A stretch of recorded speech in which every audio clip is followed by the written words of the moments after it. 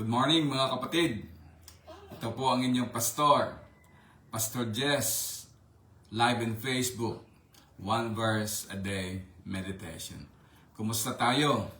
Purihin ng Diyos. Mamayang gabi ay meron po tayong prayer meeting. I encourage you to come para sama-sama po tayong manalangin.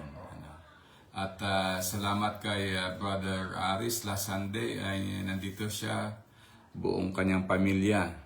At subalit, na-miss kayo namin bro, sa fellowship. Hinanap na kayo namin ng mga kalalakihan ay nauna na daw pala kayo. So I hope this coming Sunday again we will meet together. Purihin ang Diyos. At yung verse ngayong umaga, natin pong pagbulay-bulayan mga kapatid, ay palagay ko importante sa atin pong bilang mga Metodista, bilang mga Kristiyano, kung ano yung atin pong paniniwala sa rapture. Ito po yung verse na sinasabi yung rapture sa 1 Thessalonians 4:17. Pagkatapos tayo namang mga buhay pa at natitira ay titipunin sa alapaap kasama ng mga binuhay upang salubungin ang Panginoon sa himpapawid. Sa gayon, makakapiling natin siya magpakailanman. Purihin ng Diyos sa verse na ito. Alam mo yung 1 Thessalonians ay ito yung isa sa mga sinulat ni Pablo na una niyang nilathala. Kaya po yung mga sinabi niya po rito, noong later years na, ang mga Kristiyano ay nagtatanong, akala namin ay darating na ang Panginoon. Kailan pa? Kaya sinabi ni Pedro sa kanyang sulat sa Peter, kung bakit hindi pa dumating ang panahon, binibigyan niya ng pagkakataon ang marami pang iba na hindi nagsisi upang makapagsisi. Ang nais ng Diyos, lahat ng mga tao ay magsisi sa ating mga kasalanan upang makamtan natin ang kaligtasan. Kaya doon po sa Timothy, 1 Timothy 2:4, nais ng Diyos na ang lahat ay maligtas. So, ano naman itong paksa natin ngayon mga kapatid? Itong rapture, the theology of second coming, yung rapture, ang paniniwala ngayon, itong rapture ay it comes in two stages. Yun ang sinishare ng mga iba tungkol sa rapture. Darating yung rapture at yung mga mananampalataya ay dadalhin na sa langit, at yung mga hindi mananampalataya katulad ng mga Hudyo sa Israel at ang hindi mananampalataya will suffer for 7 years, and after which the end will come. At alam niyo, marami pong mga taong ganun, na natatakot na sila, kaya takutan na nila na kailangan ay gumawa na ng mabuti, baka hindi po sila makasama sa rapture. Yung rapture, kung kayo ay nagdadrive na may kasama ka, at yung isa ay mananampalataya at yung isa ay hindi, kung nagkataon na ang nagdadrive ay mananampalataya, kukunin daw siya. At yung nagdadrive, ang sakay ay may iwan. So definitely, makakrush ang sasakyan pag dumating yung rapture. Pero, tayo po mga Metodista, kung bakit nakuha natin ang topic na ito, hindi po tayo naniniwala sa rapture na 2 stages.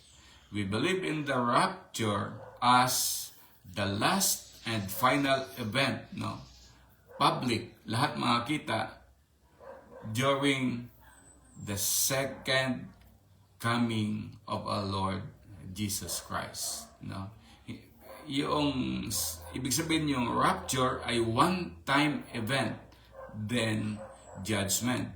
Ang atin pong paniniwala ay tayong mga mananampalataya, pagdating ng atin pong Panginoon, ay isasama niya sa alapaap. Gaya ng sinabi po dito sa 1 Thessalonians 4:17. At yung mga naunang namatay, yan po yung resurrection day, they will be clothed with glorified body. Meron pong nagtanong sa atin na kapatiran na from mataas na kahoy, pagka namatay ba ang isang tao, saan pupunta ang kaluluwa? Pupunta ba diretso sa langit? Importante po ito mga kapatid na malaman po natin that the Bible is clear about the heaven where God dwells. We have third heaven, yung heaven nating nakikita, the second heaven where the evil and the good one dwells, and the third heaven ayun po yung lugar ng atin pong Diyos. Where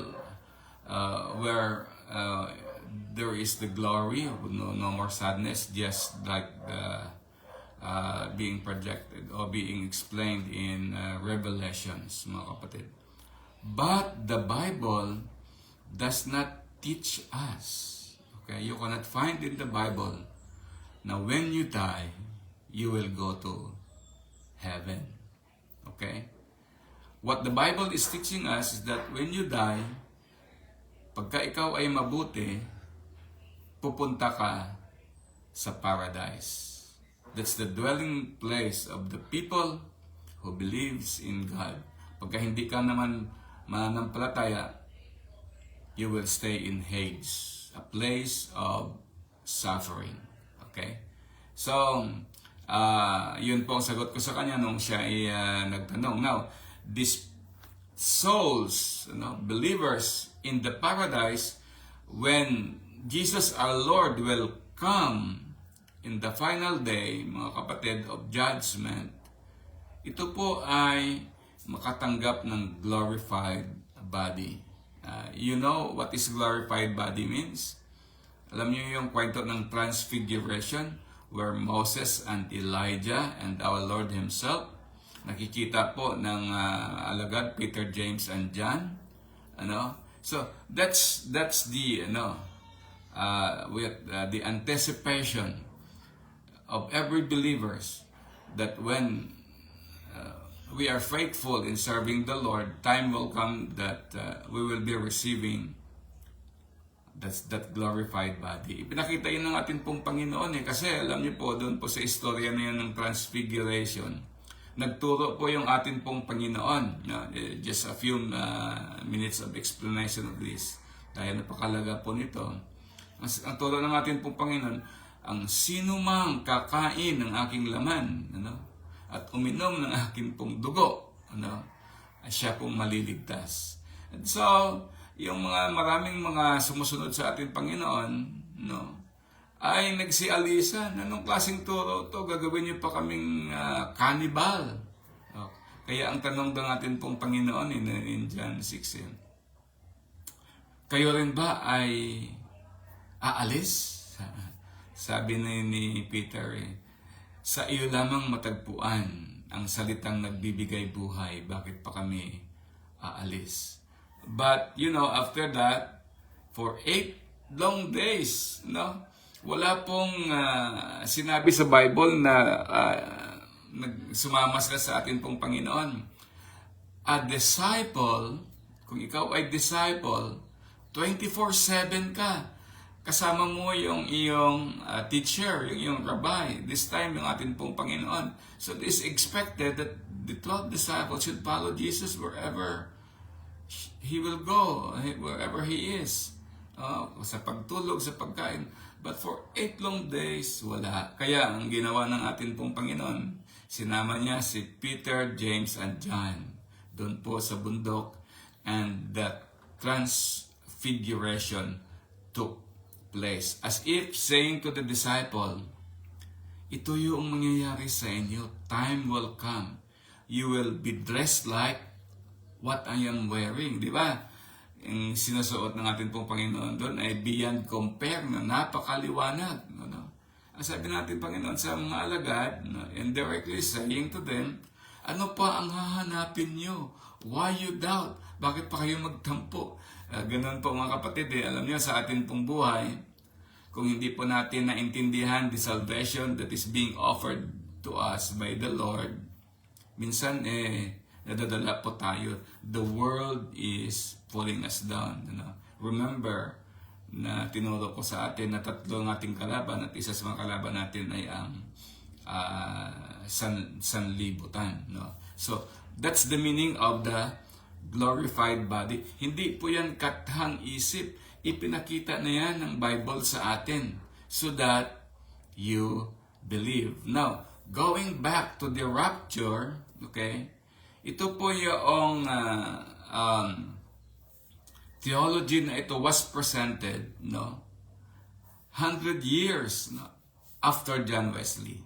Yeah. Si John Wesley lives noong 18th century, and of course the theology of rapture, yung two stages, kukunin muna yung mga matuwid, yung mananampalataya, at pangalawa yung mga naiwan at hindi sumasampalataya will suffer a 7 years tribulation, and after which meron pa tayong tinatawag na millennium. So as Methodists, okay, we are very clear on this. We does not believe in rapture, in the two stages of rapture, because we believe in rapture that is spoken about doon sa Thessalonians. And we don't believe in millennialism. Millennial. We are millennial. Bakit? Kasi, ang sinasabi po rito, maliwanag sinasabi sa 17, sa gayon, makakapiling natin siya magpakailanman. So, pagdating natin pong Panginoon at kasama natin siya, we will be with Him forever. Hindi po 1,000 years. Dahil after 1,000 years, according to the two-stage rapture, ay magigising muli, yung Jabli, and there will be a war. No, we don't believe. We believe in the almightiness of God. Hindi po tayo naniniwala sa stages. Meron pong time frame. Na ganito, alam nyo, marami yung, because of this rapture principle, marami po yung mga false prophet na nagsasabi, darating na ang Panginoon sa ganitong year. Kaya yung maraming mga tao ang nadala, nagbenta ng kanilang mga kagamitan, and nung dumating yung year 2000, especially during the change of the millennium, no, year 2000, hindi naman nangyayari. Sapagkat mga kapatid, as Methodists, we believe in the authority and the almightiness of God. Kung ano po yung sinasabi ng Bible. And what we believe is the tribulation. And ito po yung sinasabi sa tribulation. Tribulation will surely come. Pagka tayo po ay mananampalataya, makakaranas po tayo ng kahirapan. But according to Peter, and this is what we believe, itong mga kahirapan ay normal lang sa mananampalataya to refines. Para yung atin pong pananampalataya ay lalong mahubog. The analogy of Peter was like gold being processed in a furnace, but our faith is more than gold, sapagkat tribulations will lead us to character. Pagka wala po tayong mga dinadanas, mga kapatid, na paghihirap, pagsubok sa buhay, wala pong mamold the character within us. Kaya nga, ang bilin sa atin, always prepare. Okay? What is before us, mga kapatid, no? Noong isang araw may nabasa po ako sa atin pong kaibigan, from Australia. Siya na ngayon doon sa Australia. Ang sabi niya doon sa Facebook, you cannot change whatever situation life has offered you. Okay? Kung ano po yung sitwasyon natin ngayon, you cannot change that. Okay? Kaya may nag-comment, blooms where you are planted.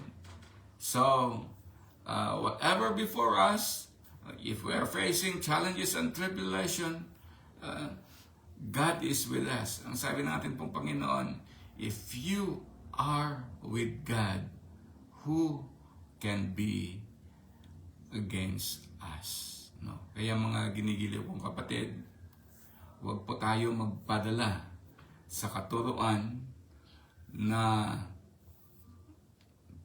para ang sinasabi matakot po tayo. Remember, ang sinasabi sa 1 John 4:18, yung tunay na pag-ibig ay walang pagkatakot. If your faith has brought you fear, kung ang iyong pananampalataya ay nagdala pa sa iyo sa pagkatakot, o ang pagkatakot, dahil takot ka, you do something, mga kapatid, you have to check on that.